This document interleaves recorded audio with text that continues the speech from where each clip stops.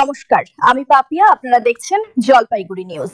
সবজির দামে চাপে সাধারণ মানুষ, নিয়ন্ত্রণে মাঠে প্রশাসন। দেখুন বিস্তারিত খবর। শহরের বিভিন্ন বাজারে কাঁচা সবজি ও ডিমের দামে হঠাৎ করেই ওঠানামা, এমন অভিযোগ জেলার প্রশাসনের কাছে পৌঁছাতেই পরিস্থিতি সামাল দিতে উদ্যোগী হল জলপাইগুড়ি সদর মহকুমা প্রশাসন। সোমবার একটি বিশেষ বৈঠক করেন সদর মহকুমা শাসক তমজিৎ চক্রবর্তী। বৈঠকে উপস্থিত ছিলেন কোতোয়ালি থানার প্রতিনিধি, কৃষি দপ্তর, কৃষি বিপণন দপ্তর, খাদ্য সুরক্ষা দপ্তর, প্রাণী সম্পদ বিকাশ দপ্তর ছাড়াও বাজার ব্যবসায়ী সংগঠন ও বিভিন্ন ব্যবসায়ী সমিতির প্রতিনিধিরা। বাজারে দামের ওঠানামা নিয়ন্ত্রণে রাখতে ব্যবসায়ী সংগঠনগুলিকে নিয়মিত নজরদারি চালানোর পরামর্শ দেওয়া হয়েছে।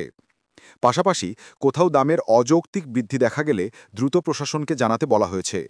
সদর মহকুমা শাসক জানিয়েছেন, যেভাবে বাজারে অভিযান চালানো হয় তা আরও জোরদার করা হবে।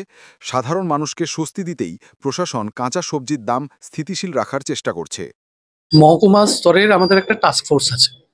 পশ্চিমবঙ্গ সরকারের মাননীয় মুখ্যমন্ত্রীর নির্দেশে প্রত্যেকটি জায়গায় এই টাস্ক ফোর্স যায় এবং বাজারগুলোতে কি দাম নেওয়া হচ্ছে, সবজি বলুন মাছ বলুন, সেগুলো তারা তদারকি করে। আমাদের কাছে বিভিন্ন সূত্রে কিছু খবর ছিল যে কোনো কোনো জায়গায় দামের একটু তারতম্য হচ্ছে। সেটা নিয়ে আজকে যে মহকুমা স্তরের টাস্ক ফোর্স, তার বৈঠক ছিল।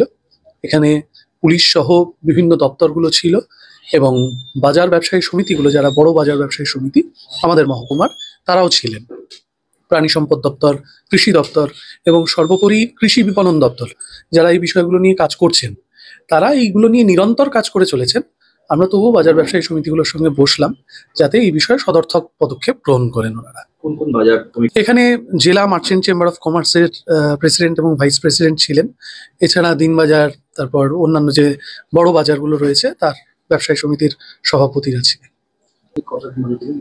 এ বিষয়ে প্রাণী সম্পদ দপ্তর আজকে আমাদের জানিয়েছেন যে ওনারা প্রত্যেক দিন 10 লক্ষ ডিম বিভিন্ন জায়গা থেকে সোর্সিং করছেন এবং জলপাইগুড়ির বাজারে সেগুলো আসছে। সুতরাং আমরা যেটা বলেছি যে কেউ অসাধুভাবে কেউ ডিমের দামটা বাড়ানোর চেষ্টা করছে কিনা এটাকে সক্রিয়ভাবে দেখবার জন্য।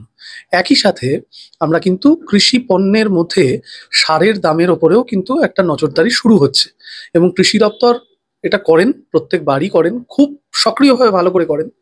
এবং পশ্চিমবঙ্গ তো কৃষি ক্ষেত্রে অগ্রগণ্য রাজ্য, তো আমরা এই সারের ব্যাপারটাতেও একটু সক্রিয় নজর রাখছি। সেখানে একটু অভিযান আপনাদের দরকার। ভালো জিনিস। আসলে হাট তো প্রত্যেক দিন হয় না, তো হাট সপ্তাহে সাধারণত একদিন বা দুদিন হয়। এটা অলরেডি ব্লক স্তর থেকে তারা নজরদারি করছেন। যদি এই বিষয়ে কোনো সুনির্দিষ্ট অভিযোগ থাকে, নিশ্চয়ই আমরা তদন্ত করে উপযুক্ত ব্যবস্থা